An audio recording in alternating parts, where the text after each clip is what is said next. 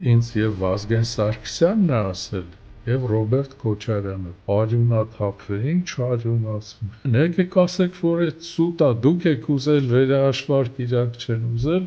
պարլամենտի վրա էլ արձակվեցի, ինձ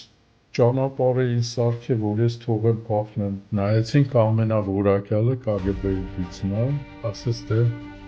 շունգել մեր մարդը Ռոբերտն է։ Դնում ու վիդեո նկարում ես, հետո անջատում ես, անում ես ինքնվել տալիս ես։ Այդ ընտրությունները կեղծված էին արշակն է, Սադոնասի արշակելի, որ գրոցդ գցել ես։ Ռոբերտ Քոչարյանը ձեզ ասաց։ Բարի երեկո։ Այսօր կփորձենք լինել առանց ֆիլտրի եւ ստանալ կարևոր եւ անկեղծ պատասխաններ 1996-ից 99 թվականներին նախկին նախագահ հանձնաժողովի հիմնադրման ակունքներում կանգնած Խաչատուր Բեզրճյանի հետ։ Բարև ձեզ, պարոն Բեզրճյան։ Բարև ձեզ։ Շնորհակալություն մեր հրավերը ընդունելու համար։ Շնորհակալություն հրավիրելու համար։ Պարոն Բեզրճյան, մեր հաղորդման ժամանակ մենք խոսում ենք անցյալից մինչև ներկա եւ խոսում ենք գործիչների հետ իրենց նախասիրություններից։ Այսօրվա հաղորդումը կնվիրենք վերջերս տեղի ունեցած խորհրդարանական ընտրություններին, բայց կգանք անցյալից, թե ինչպես է ձևավորվել հանձնաժողովը եւ ինչ մարտահրավերներ ա ունեցել իր առաջ։ Բայց հարցազրույցը սկսենք նախ մասնագիտության ընտրությունից։ Դուք մասնագիտությամբ ֆիզիկոս եք։ Ավարտել եմ ֆիզիկայի ֆակուլտետ դեռ 74 թվին անցյալ դարի, հետո ծառայել եմ սովետական բանակում որպես սպա, կապավոր հրետանային գնդում, հետո արդեն մի քիչ ուղղությունս փոխել եմ, գնացել եմ մոլեկուլային կենսաբանություն, բիոքիմիա, եղել եմ ասպիրանտ այդ բնագավառում, հետո գնացել եմ, եղել եմ լաբորատորիայի վարիչ ամինաթթուների հայ բիոտեխնոլոգիա միավորման, որը գլավնոյ միավորում էր սովետական մինիստրությունը Մեդբիոպրոմներ, այդտեղ լաբորատորիայի վարիչ եղել եմ բիոքիմիայի լաբորատորիայի եւ միաժամանակ ընտրվել եմ նաեւ կար ԱԿԽ աշխատավորական այդ Գորբաչովյան կառույց էր ԱԿԽ-ի նախագահ STK-ի այսպես ասած գիտությունից հետո ինչը տարավ քաղաքականություն պարոն Բեզրճյանը կամ որ որոշումը ասած ես ոչ թե ինքնուրույն ես ակտիվ էի այդպես մեծացել եմ հայրենասիրական ոգով մեր ընտանիքում եւ այդ Ղարաբաղյան շարժումից չէի կարող կողք կանգնել, բայց չէր ձգտում ինչ որ գնամ դեպուտատ դառնամ բան, բայց ինձ առաջարկեցին այնպես եղավ, որ անգամ երբ որ սովետական շրջանում գրվում էր ընտրությունների մասին օրենքը ինձ եւ շարժումն էր, ես հետո զարմացա, եւ շարժումն էր, ասեցին արդեն շենք այսօրվա նախագահականի շենքում էր, Գերագույն խորհրդի նախագահության շենքն էր, այնտեղ որ եւ առաջադրել է խորհրդային շրջան, մեր ինստիտուտը խորհրդային շրջանում էր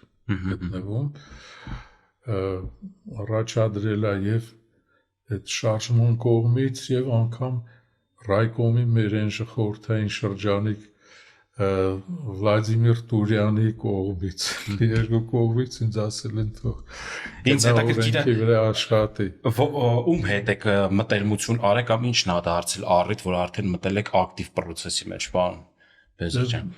Մեր ինստիտուտը ակտիվ, շատ ակտիվ ինստիտուտ էր եւ այդպես ստացվեց, որ ինձ ընտրեցին ես չէի ուզում, բայց մեր այն ժամանակ տնօրենը ասեց աննաշատ ձայն էր, դու ես հավաքի, դու էլ եղի ԱԿԽ-ի նախագահ, ինչի ես հրաժարվում։ Ասեցի լավ, այդպես եղավ, հետո այդպես գնացի։ Պարոն Բեզրճյան, դուք կանգնած եք կենտրոնական ընտրական հանձնաժողովի ձևավորման ակունքներում։ Այո։ Ձեր նախորդը Ռոբերտ Ամիրյանն է եղել, որը դեռ նախկին կարգով էր ընտրված որպես հանձնաժողովի նախագահ, բայց մենք նշանակվել է Գերագույն խորհրդի կողմից եւ ասեմ, որ նշանակվի, ես էլ էի նշանակվել տեղակալ Ամիրյանի եւ Ջեմա Հասրատյանն էր նշանակվել տեղակալ, կային նաև այդ հանձնաժողովի 5 հոգի շարժման տղաներ էին, Լուդվիգ Խաչատրյանը,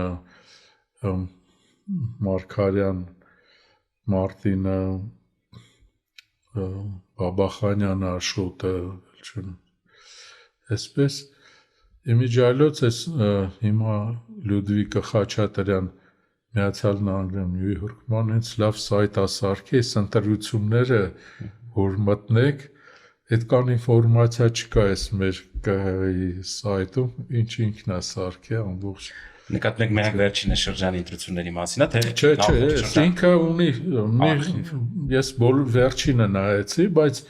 ինքը ունի, չեմ նայել մյուսները, ինձ հետաքրքրում էր վերջինը եւ գիրքել է գրեղ անգլերեն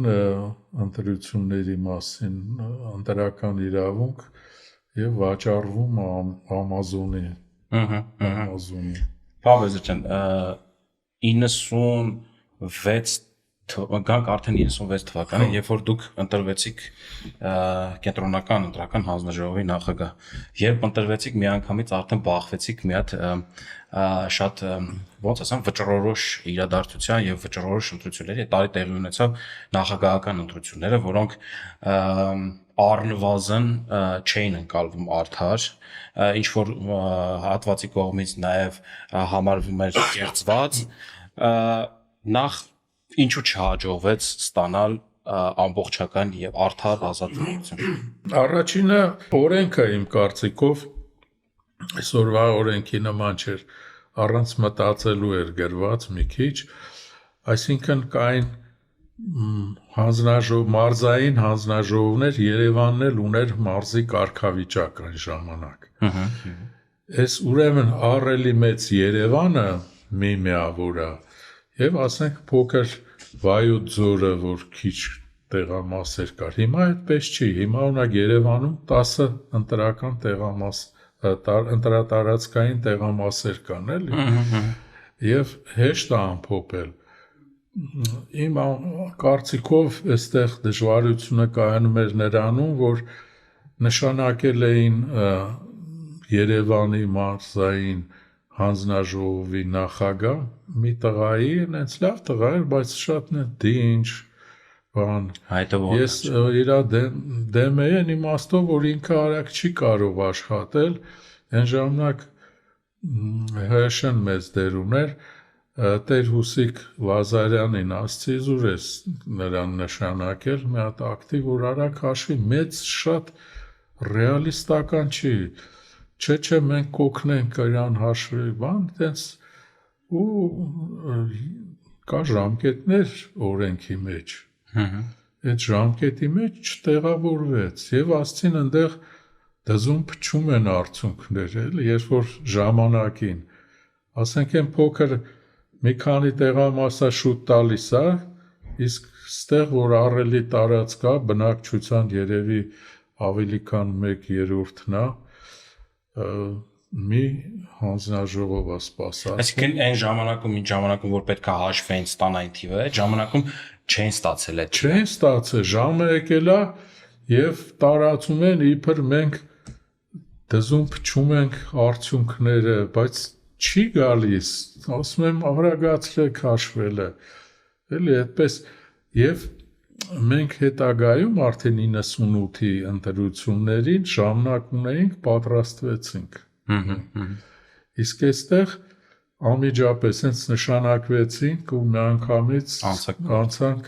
կազմակերպական աշխատանքի։ Ձեր ընկալումներն ինչպիսին է այդ ընտրությունը։ 96 թվականի, օրինակ 96 թվականի Օսբորնն էր հանձնաժողովի նախագահը, ես ասենք թե զանգում են, ասում են Գորիսի ես ինչ տեղամասային կենտրոնում ինչ որ բաներ է կատարվում, բան, ես մարդ չեմ կարող Երևանից ուղարկել Գորիս չէ, զանգում էի Օսբորնին, ասում էի դու մարդ ունես, մի հատ ուղարկի ինձ ասա ո՞նց է վիճակը, որովհետև մարզայինին էլ ասեմ, անգամ մարզն էլ Ղափանից մինչև գնա, հետո մարզի դեմ են բողոքում, թող անկախ դիտորդները իրանք ասեն, գնում ասում են, չէ, հանգիստ է, Օզբորնը շատ ճիշտ ասած, այդպես ընկերացել էր անգամ հետս, որտեվ ես իրան հանձնարարություններ էի տալի, գնա տեստեղ խառնա, ստեղ ինչ է կատարում, Իսկ որակումը ո՞նց եք տալի, պարոն Բեզրջան։ Օրինակ, որպես հանձնաժողովի նախագահ դուք ունեք թվերի հետ աշխատանք, բայց որպես քաղաքացի եք, էլի կողքից նայում եք նաև ինքը որովհետև համարվում է նաև մեր դեպքում պատմական ինչ-որ շրջադարձ։ Ճիշտն ասած, ասենք մեզ մի ծրագիր տվել էր նաև ամերիկյան կազմակերպությունը, որ հաշվենք, չաշխատեց այդ, ասի այդ մի կողմ դրեք, Excel-ի մեջ մտցրեք, թող հաշվի, ընկել եք այդ ծրագրին, էլի։ Մի հատ այսպիսի հարց էլ տամ, էլի, պարոն Բեզրջան։ Հետագայում, երբ որ Վանո Սիրադեղյանը իր վերջին հրապարակային հարցազրույցն է տալի, ինքը պնդում է, որ ասում է Լևոն Տեր-Պետրոսյանն էլ չէր հավաքել այն թվերը, որ ասում են 52%, բայց Վազգեն Մանուկյանն էլ չէր հավաքել։ Այս կարծիքի հետ դուք համաձայն եք։ Ճիշտն ասած, այդ ոչ մեկը չի կարող ասել։ Համենայն դեպս մեր ստացած մենք ամփոփել ենք, ինչ թվեր ստացել ենք, ամփոփել ենք։ Բայց ես չեմ կարող ասել, այս տեղամասում սրա օգտին են լցրել, ինչ կան են լցրել։ Դա անհնար է։ Հաջորդ ընտրությանը 98 թվի մենք կարողացանք այդ համակարգը ստեղծել, որ հնարավոր չլինի թիվ փոխելու, բայց տեղ եկել էինք։ Այսինքն հնարավոր է լսել։ Ես կարծում եմ, որ ենթադրություն է դա Վանո Սիրադեղյանի կողմից, Վանո Սիրադեղյանը, որ հեչ այդ հաշիվների բաների մեջ ընդհանրապես չկար ինքը, չգիտեմ, այդպես դժվար է ասել, այսինքն մենք ստացել ենք մարզայիններից և գումարել ենք, մարզայինների ունենք նաև տեղամասերի արդյունքները գումարած մարզային, բայց ընթացքում ինչ է տեղի ունեցել։ Ինչպես են միջամտել դետալը։ Այդ մենք չենք, հնարավոր չի։ Հիմա էլի դրել են վեբ կամերաներ, որ նայեն էլի, բայց դուք գործ եք ունեցել ընդհանրապես արդյունքների հաշվման եւ ապահովման հետ այդ հաշ։ Բայց մի հատ էլ հարց տամ, էլի որ դուք ասում եք այդ ժամանակում չեք տեղավորվում։ Նստած ա եղել Անգլիայի դեսպան, ես նաև պատգամավոր էի։ Եվ հայ բրիտան, չէ, դա 98-ին էր։ Հայ բրիտանական բարեկամական այդպես խումբ կար, այնտեղ էլ կար բրիտան-հանա հայկական, ես ղեկավարն էի այդ նախագահ հայկականի, որ և մոտ եմ եղել Անգլիայի Մեծ Բրիտանիայի դեսպանների հետ և այդ ընտրությունների օրը մոտս նստած էր ականատեսեր ոնց է ինչ է գալիս ամբողջ։ Պարոն Բեզրջան, այդ ժամանակի հարցն էլ որ ասում էիք, օրինակ այդ ժամանակում որ չէին հասցրել հաշվել, հետո այդ հարցը ոնց լուծվեց։ Դե հաշվեցին, բայց ուշացումով չտեղավորվեցին այդ ժամանակի մեջ։ Հետո ասեցի եկեք վերած չեք հավատում, բացենք վերահաշվարկենք։ Հետո այնպես ստացվեց, որ պարզվեց իբր մենք չենք ուզում։ Նիստ արեցինք, որոշեցինք, որ պիտի բացենք որտեղ, ընդ որում օրենքը պահանջում էր, որ 2 թեկնածու պետք է պահանջեն, որպեսզի բացվի վերահաշվարկ։ Թեկնածուներից մեկը Աշոտ Մանուչարյանն էր։ Ես Աշոտին ասեցի, որ Աշոտ դու մեկ եղի, որ մի հոգի չլինի, էլի կարողանանք բացել, ասեց ինչ բողոք լինի, ես եք ստորագրեմ։ Այդպես համաձայնվեցինք։ Հետո այդ շտաբի պետը Սեյրան Ավագյանն էր, Վազգեն Մանուկյանի եկավ, դուրս մենք ուրեմն որոշում ենք, որ վերահաշվենք, իր անդամներին դուրս կանչեց Ֆերդինանդ և 2 հոգի ում էին, հասկանները չեմ, դուրս կանչեց եկան ասեց չէ վերահաշվարկ չենք անելու, Այսինքն ինքը չի վիճարկի բանը։ Վերահաշվարկի բան չի տվել, դիմում չտա։ Չտվի ասում չենք մենք դեմ ենք վերահաշվարկի, ասում ենք եթե դեմ ենք, մենք դուք եք ասում վերահաշվարկ անենք, դուք եք ստորագրում, հիմա դուք եթե դեմ եք, Վերահաշվարկ չի լինում, չի լինում վերահաշվարկ, հետո այդ ժամանակ է միտինգ էր նշանակված օպերայի մոտ, գնում է Սեյրանը, այնտեղ հայտարարում է, որ կենտրոնական ընտրական հանձնաժողովը դեմ է վերահաշվարկի։ Հանդրուժի բանը։ Ինձ զանգում են մեր ժուրնալիստները հավատարմագրված, որոնք լսում էին նիստին ներկա էին,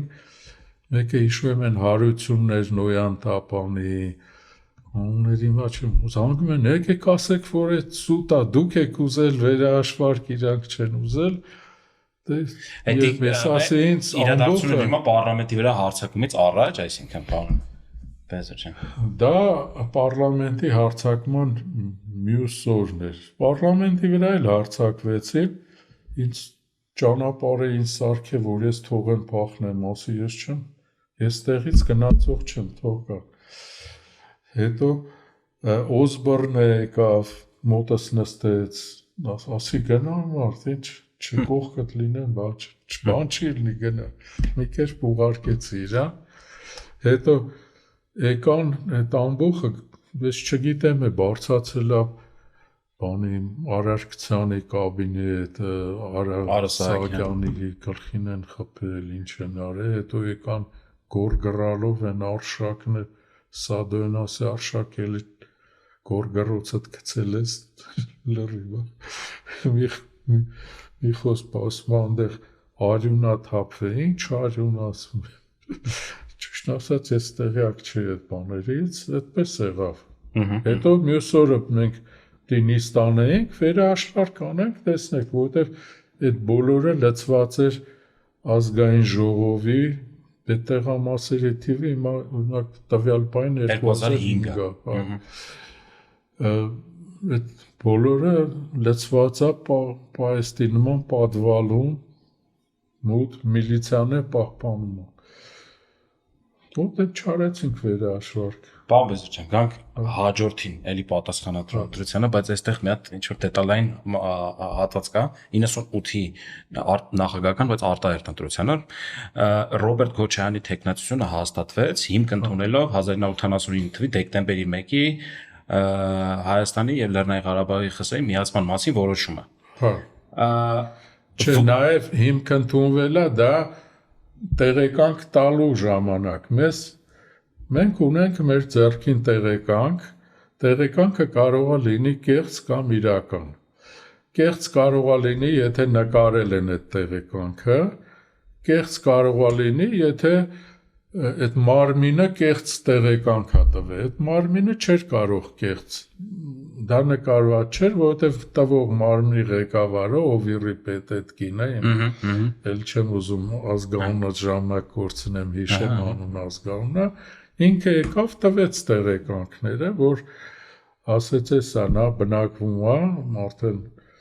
այսքան տարի միացած է, բայց սահմանադրությունն ասում էր վերջին 95-ի արդեն ընդունված սահմանադրությունը, ասում էր վերջին 10 տարում Հայաստանում ապրած, Հայաստանի քաղաքացիություն ունեցած, ուզում եմ ասեմ, այդ կետը ոնց է նա անց է կամ ինչ Հայաստանը ժամանակ 90 թվից առաջ, 91 թվից առաջ Հայաստանի Հանրապետություն որպես այդպեսին չի եղել է Հայաստանի սովետական սոցիալիստական հանրապետություն, մենք իրավահաջորդն ենք այդ երկրորդ կոչված ոչ անկախ հանրապետության եւ ցույց տվեց նաեւ երկու անձնագիրը, որ Հայաստանի քաղաքացի է, որտեղ ասում են նա Ղարաբաղի քաղաքացի է, այսինքն ինքը ցույցատվել նաև Հայաստանի Հանրապետության անձնագիր, ինքը ուներ Ղարաբաղցիները ունեին Հայաստանի անձնագիր, ուներ հին տրված մի դիվանագիտական անձնագիր, հայկական Հայաստանի Հանրապետություն, Հայաստանում անձնագրեր սկսեցին տալ միայն 94 թվականից։ Մինչև 94 թվականը մեզ տալիս էին սովետական անձնագրեր, դեռ չկար։ բայց հայկական Հայաստանից տրված էլի, օրինակ քանի դիվանագիտական ես անձնագիր ունեի, սովետական միությունից տրված անձնագրեր էին, իսկ այդ ժամանակ արդեն 96-ին կար հայկական անձնագիր, հենց եղել էր անձնագրեր հայկական, ինքը ստացել էր սկզբից դիվանագիտական, ավելի ուշ նաև սովորական անձնագիր։ Դուք այդտեղ օրենքի բաց չեք տեսել, բայց պարոն Բեզրյան։ Բայց եթե անձնագրի մեջ գրած է Հայաստանի Հանրապետության քաղաքացի, եթե օրինակ ասում են, որ կարևոր է իմ համար առաջերտին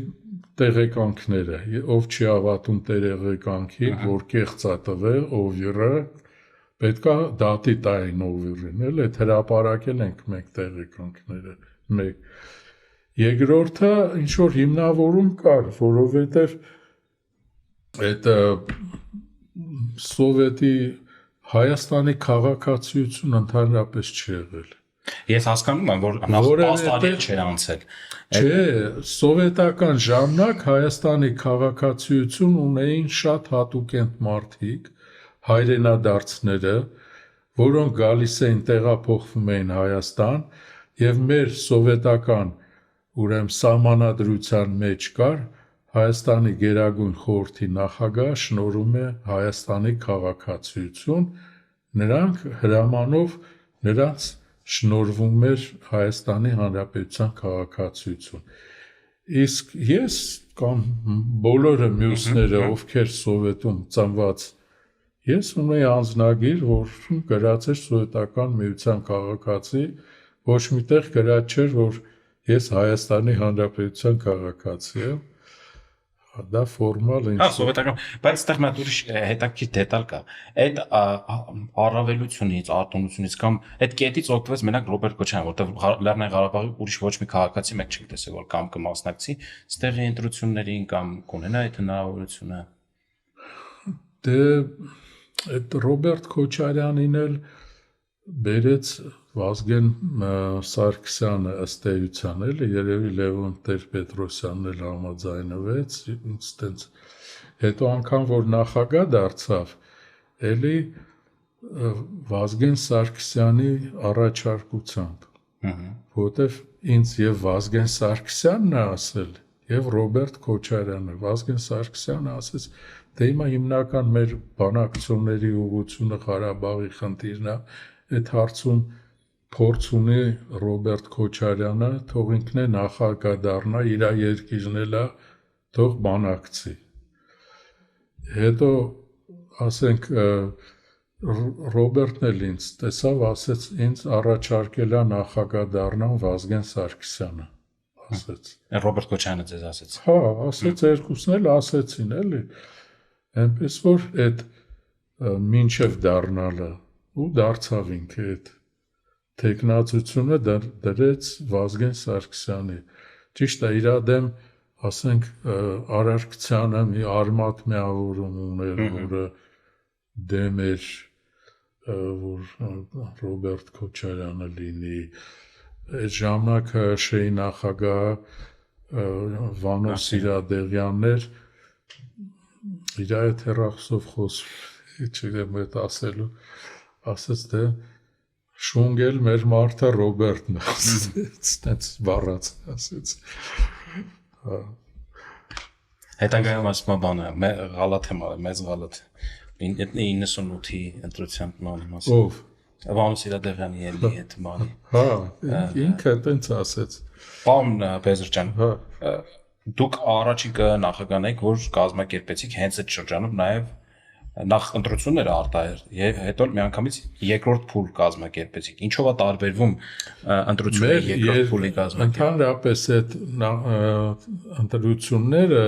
երկրորդ փուլը առանձնապես չի տարբերվում, ավելի անգամ քիչ աշխատանք է։ Այստեղ շատ սեղմ ժամկետներում ենք կազմակերպել։ Այդ որտեվ արտահերթ օրենքով, այն ժամանակվա օրենքով արտահերթ ընտրությունները կազմակերպում էին ավելի սեղմ ժամանակահատվածում։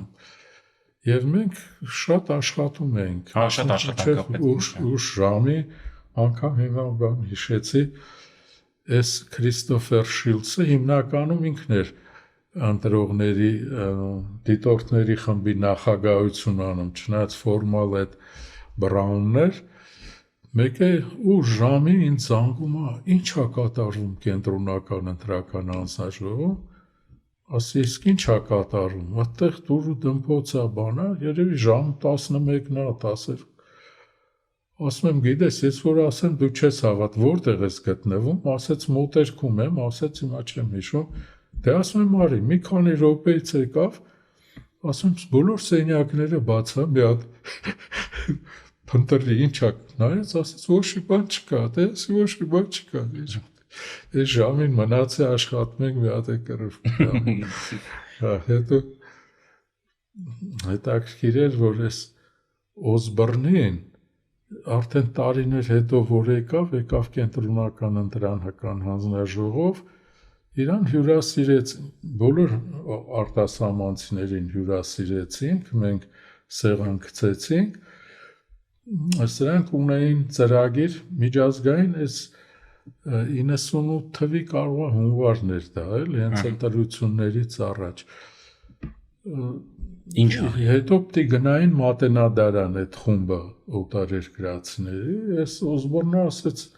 ես ընկերոջս մոտ եմ, ինձ պետք չի այդ Մատենադարանը նստեց, մեկ էլ այդ կոնյակը շատ դուր եկավ, ասում այլի լից, դե ես էլ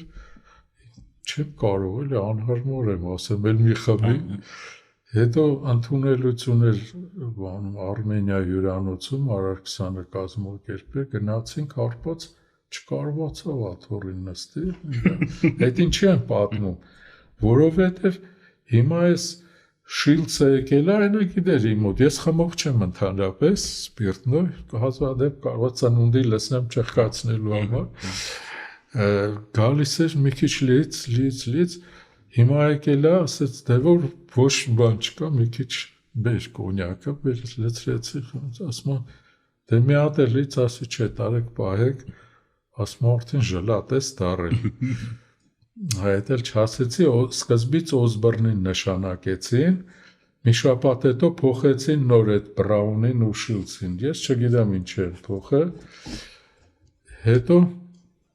ինձ զանգեց,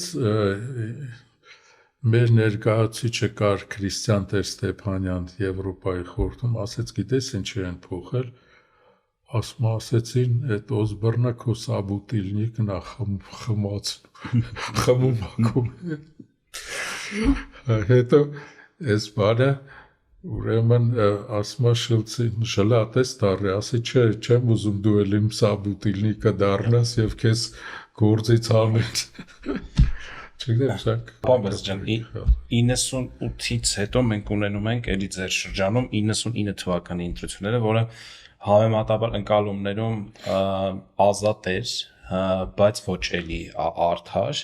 էլի ինչ խնդիրներ մնացել։ 98-ի ասեմ ընտրությունները, մենք 99-ը մենք կազմակերպեցինք ու հանձնաժողովը փոխվեց, անցկացվեց նոր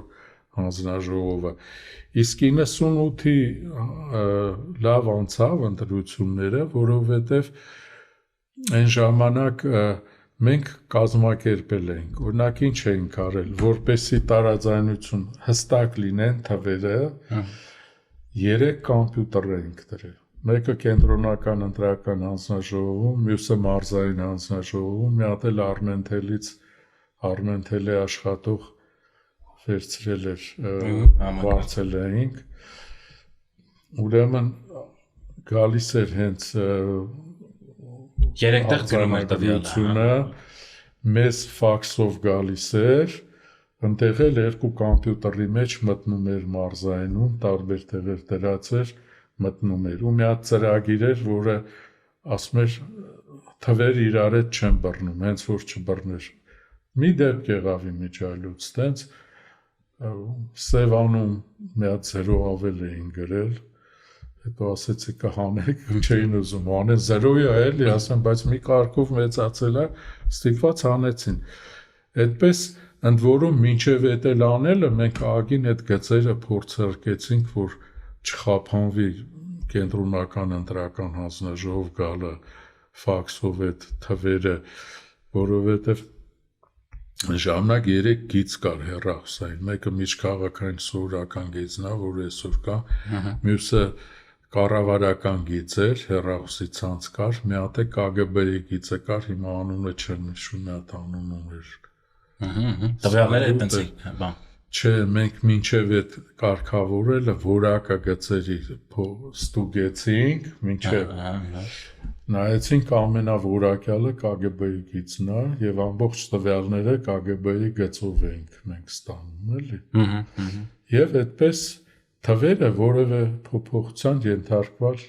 հնարավոր չէր։ Միշտ միջև այդ ինչ կարող լինել, ինչ չէր կարող լինել միջև։ Բացի այդ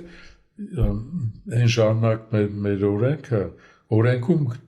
չէր գրած, հիմա դնում են տեղամասերով, չէ, արդյունքները չկար տեղամասերով դնել, ես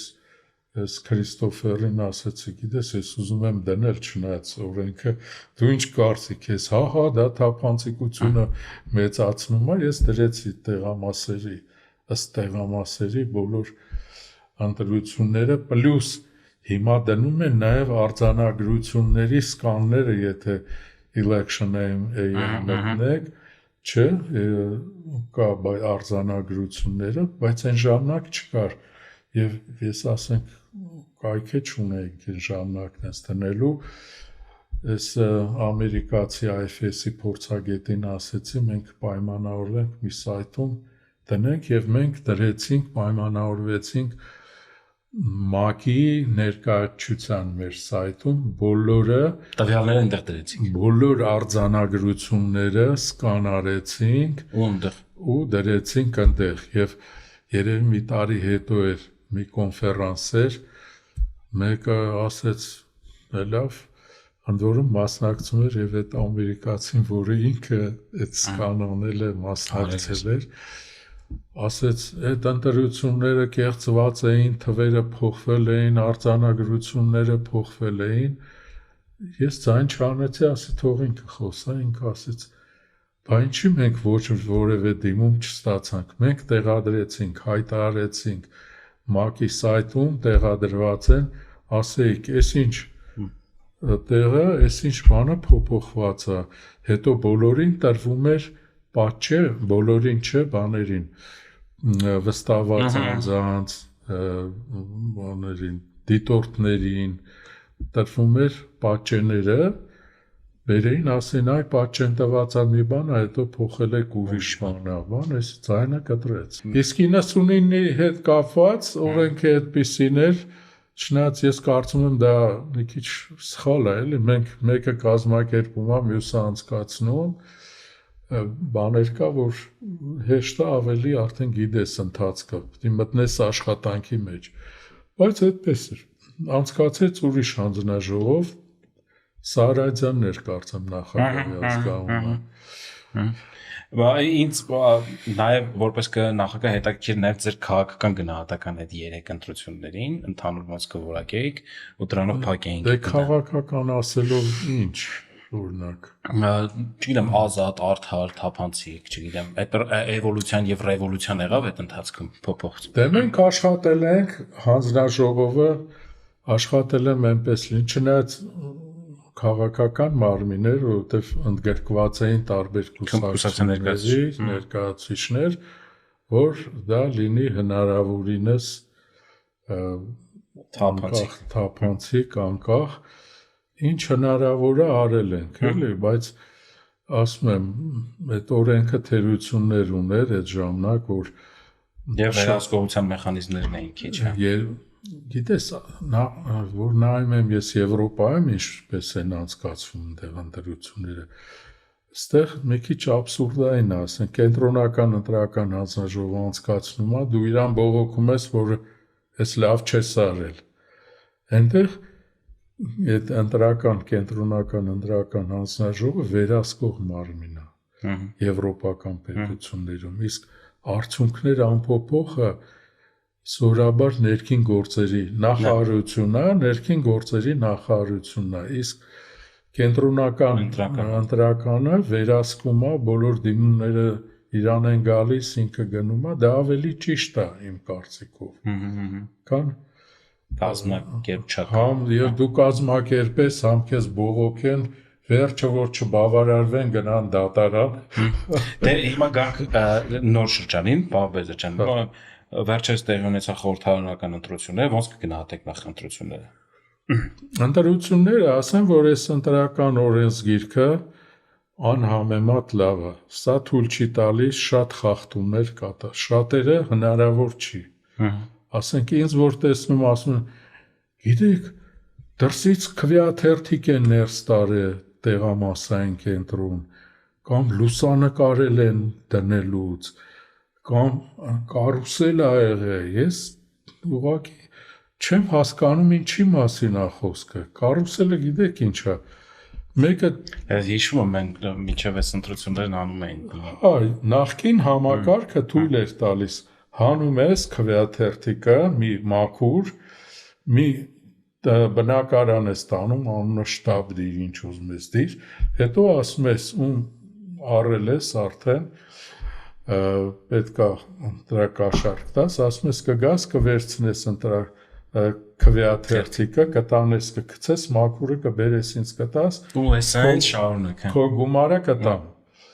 Գալիս է, ես նշում եմ Պողոսի դեմը ծիտ եմ դնում, տալիս եմ, տանում է, այդ գցում է, բերում է մաքուրը, էլի եմ Պողոսի դեմ, ներեն Պողոսները ինձ, էլի տանում գցում է, դա կոչվում է կարուսել, իսկ լուսանկարել են հին սիստեմով հնարավոր էր, որ արդեն այդ նկարածը դու նկարում ես, որ այդ ես դնում, գցում ես, իսկ ստեղ դու կարող ես դրածը տարբեր կուսակցությունների, որ ուզում ես, իրանք ուզում են Պողոսինը դնել, դնում ու վիդեո նկարում ես, հետո անջատում ես, անում ես, մի քիչ էլ տալիս ես, դնում ես քո ուզածը ու ցույց ես տալիս, ես քո ուզածն եմ դրել, ճիշտ է։ Ինչ վերաբերում է դրսից քվեաթերթիկ, այս համակարգը շատ երկրներում կա։ Օրինակ Ֆրանսիայում ոնց է, ես ինքս ներկա եմ եղել, մանրամասը դիտել եմ։ Այնքան այդ քվեաթերթիկները շատ են, այստեղ լիմիտավորոտը ծրարն է, այս մեր ընտրություններում։ Իսկ քվեաթերթիկները շատ են։ Ամեն մի տեխնացուի ծրարով ստանում է ընտրողը քվեաթերթիկ պլյուս իր ծրագիրը։ Գալիս է, դու բացում ես, ուզում ես այդ քվեաթերթիկը դիր գրպանդ գնա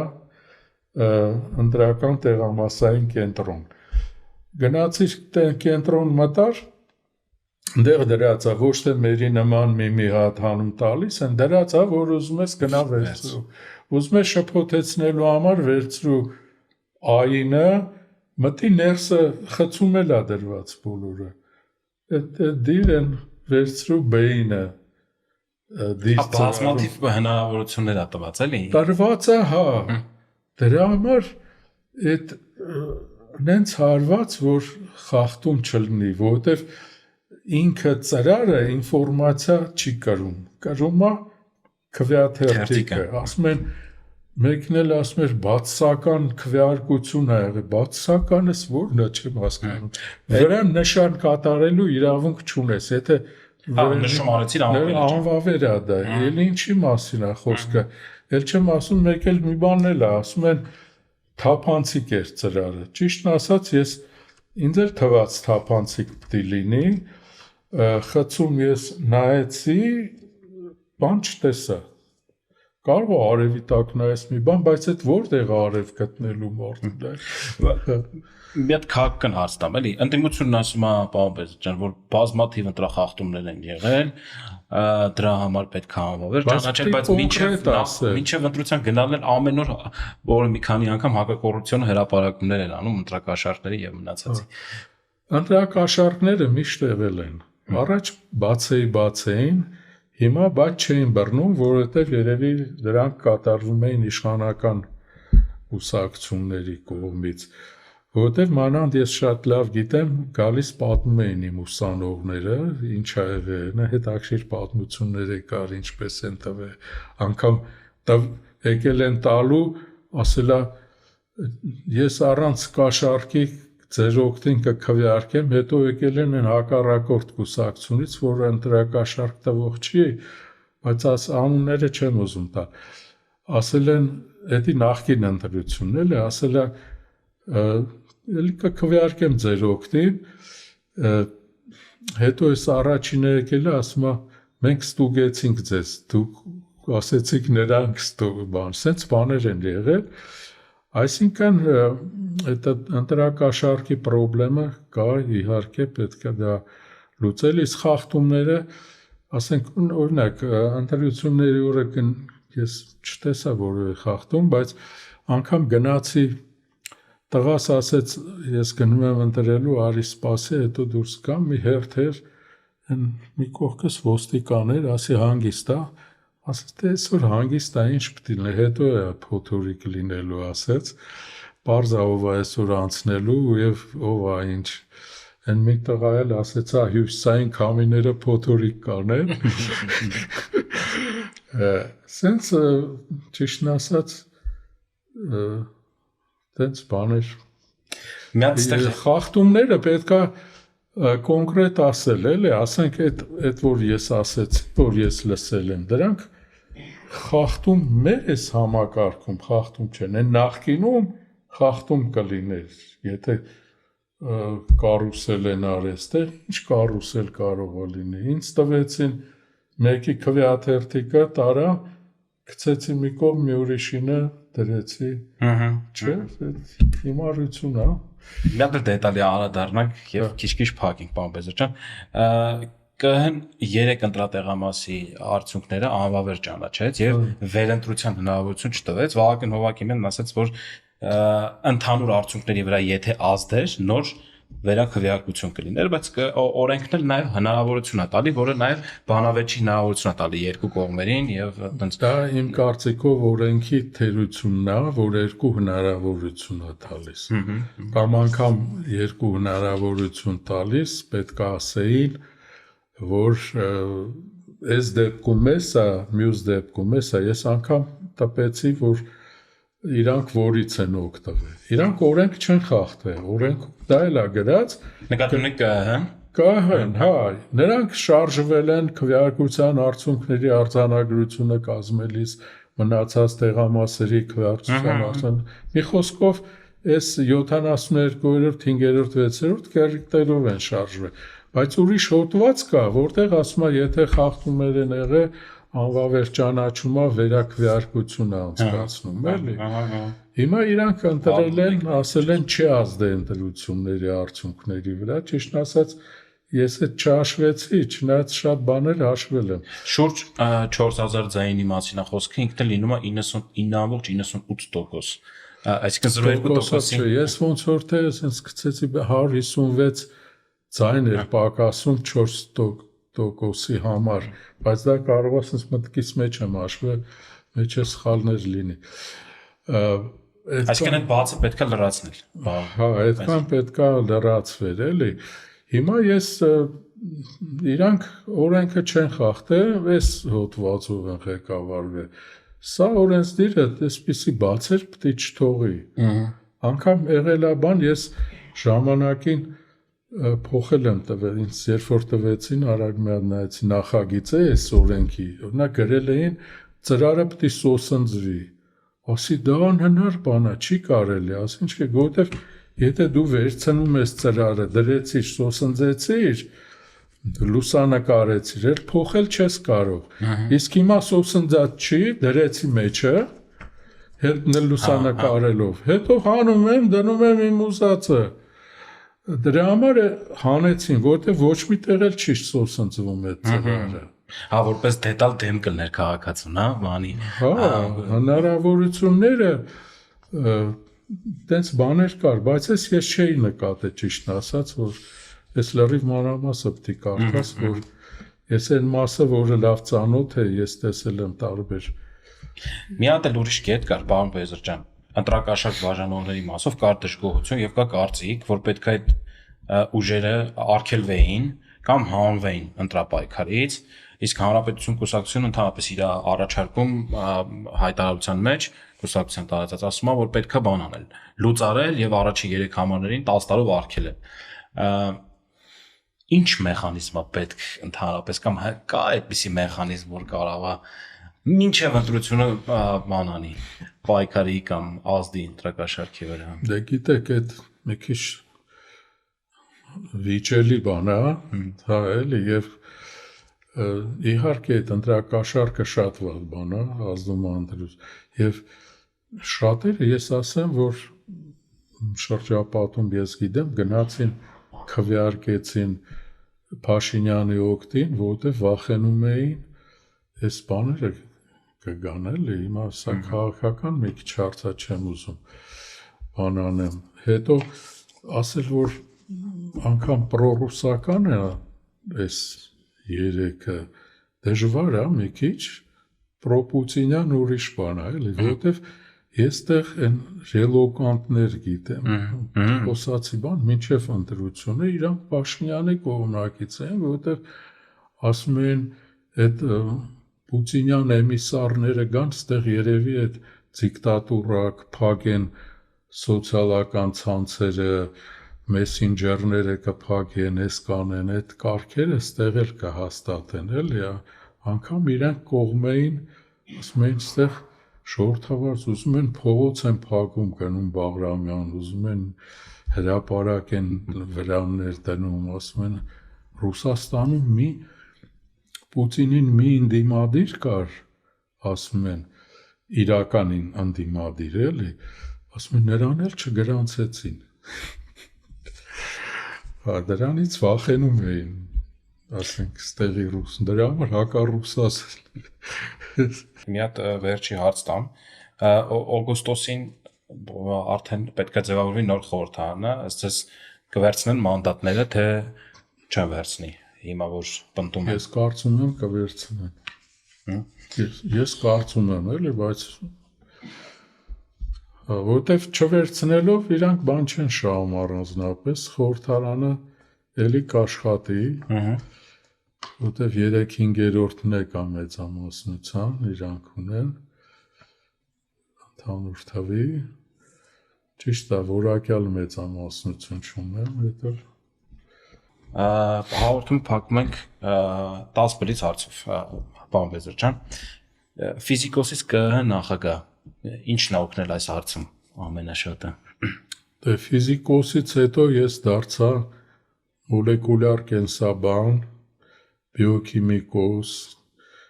հետո ակտիվիստ էի շարժման։ Իսկ ինչը օգնեց այսքան մեծ տարբերության մեջ։ Հետո ես ինչը օգնեց, չէ դե ես ասեմ, որ ֆիզիկոսները, ես իմ շրջապատում գիտեմ, փոխել են մասնագիտությունը եւ ամենաուժեղ դեմքերն են Հայաստանում իրենք, չէ քաղաքական չէ, մեկը էթնոգրաֆ է, մյուսը սոցիոլոգ է, իմ համակուրսեցին եւ ակադեմիկոս է սոցիոլոգիայի, ասենք, մյուսը առաջի էթնոգրաֆն է, այտենց շատ ֆիզիկայի ֆակուլտետը ավելի շատ սովորեցնում այն կարծիքով ոչ թե գիտելիք է տալի, այլ կարողանալ ընկալել, մտածել եւ ընկալել, չվախենալ նորից, ինչ հետաքրքրում է գնաս այդ ուղղությամբ։ Առաջ գնալ։ Ձեր ամենամեծ հիասթափությունը քաղաքականության մեջ։ Կարճ։ Դե քաղաքականության իհարկե մեր սպասումները ավելի մեծ էր, քան երբ որ անկախանում էինք եւ հիմա այն չի եւ անգամ չնայած Ղարաբաղի հարցը, որ այսպես պիտի լուծվի, ես մի անգամ ինտերվյու տվեցի դեռ տարիներ առաջ, ասեցի, որ այս քաղաքականությունը բերում է, երբ որ մի կողմս զինվում է եւ հայտարարում է, եթե դիվանագիտական ճանապարհով չլուծենք, ռազմական կլուծենք, իսկ մենք մեր իշխանությունները կարծում են, որ չգիտեմ, ռուսի վրա են դրել։ Իսկ Ղարաբաղի հարցն է ամենամեծ հիասթափությունը։ Մեկը դա է, եւ ոչ միայն դա, էլի, եւ չնայած որոշ, ասենք, առաջ խաղացումները կարելի է, օրինակ տրանսպորտը ինչքան լավ է իմ աշխատում, չէ՞, իսկ նախկինում մարշրուտկեր էին իրար մեջ լցվում էին, չէին էլ ուզում, մի Վիլնյուսցի հյուր ունեի, ասեց մեր մոտ չնայած ավելի փոքր քաղաք է, վաղուց այդ վերացել են մարդ, ինչ եք բայ, ասի, որտեվ ամեն մեկը ղեկավարության մի գիծ ունի, գծատերերն են։ գծատերը ամեն օր 5000 ամեն մի ավտոբուսից ունի, շահագրգիռ չի փոխ, թքած ունի, թե քաղաքացին ոնց է եղել։ Պարզ է, ակադեմիական գործունեություն, թե պետական ծառայություն, որն է ավելի հոգեարազատ։ Իհարկե ակադեմիական գիտահետազոտական եւ աշխատանքն է հետաքրքիր եւ ուսումնական պրոցեսում էլ մասնակցել նոր սերնդին ինչ որ գիտելիքներ տան փոխարինել Ինչը կփոխեիք 90-ականների ընտրական գործընթացներում, որը հնարավորություն չունեցեք։ Դե օրենքը փոփոխվեց, կատարելագործվեց, էլի կատարելագործման տեղեր կա։ Կարծում եմ։ Մենք սամացի խոսեցինք, բայց հնարավոր են համակարգային կեղծիքներ առանց ԿՀ-ի իմացության։ Համակարգային ասելով ինչ եք հասկանում դուք։ Կեղծիքներ տեղամասերում իհարկե հնարավոր է տեղամասային կենտրոններում, տեղամասը այդ շենքերի ամբողջականությունը։ Տեղամասային կենտրոններում պետք է վերահսկողությունը լինի վստահված անձերի, հավատարմագրված ուրեմն լրատվական ԶԼՄ-ների, լինի դիտորդների, օրինակ ուրիշ երկրներում այդքան բան չկա, ինձ Հոլանդիա հրավիրել էին որպես դիտորդ պարլամենտական ընտրություններում, ասում եմ, ձեր ընտրական օրենսգիրքը տվեք, որ ես իմանամ ինչպես նայեմ ինչ է խախտում, կարդում եմ, բերեցին անգլերեն լեզվով, կարդում եմ ոչ վստահված անձ կա, ոչ գիտակցության խնդիր այնտեղ բարձր է երևի։ Ոչ մի բան են ընտրական տեղամասում ասում եմ, ես ոնց է որ բանա, այսպես ոչ մի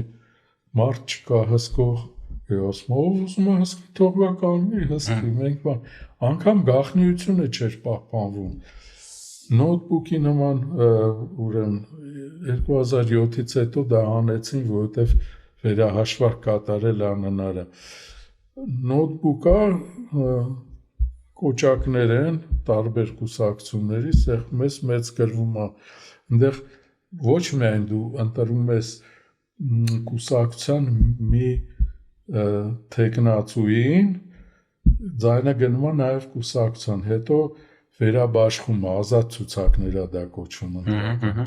ազատ ցուցակների սկզբունքով վերաբաշխում են ձայները, ու այդպես ազատը կա անգամ զարմանալի ժուրնալիստը գալիս մտնում դուրս գալիս էջ թափանցիկ էլի պարոն Բեզրջյան որ ընտրություններն եք համարում երկուսը կարող ասեք ամենաարդարը եւ ամենաանարդարը որ ձեր բանում ֆիքսել եք դե անարդարը դա պետքա ֆիքսվի դիտորդական չէ ձեր կարծիքով դե ես դիտորդ չեմ ես կարող եմ մի տեղամաս երկու գնահատական երկու տեղամասային կենտրոն նայած լինել բայց ոնց որ թե բողոքների քանակով օրինակ 91 թվականի թվում էր թե առաջի այդպիսի ընտրություններն են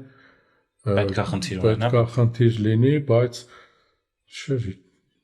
Լևոն Տեր-Պետրոսյանը կարծեմ 82%-ով ընտրվեց թե հիշողությունս 80 ավել տոկոս էր հաստատ ընտրվեց եւ գրեթե բողոքներ չեղան մի օր Պարույր Արիկյանը սև դրոշներով եկավ պարլամենտի դա ամենաարդարը իսկ ամենաանարդարը չէ ասեմ որ արդար են համատաբար նաեւ այս վերջի 21 թվի ընտրություն, 18 թվի ընտրությունները, 18 թվինը մեջը մեխանիզմ կար,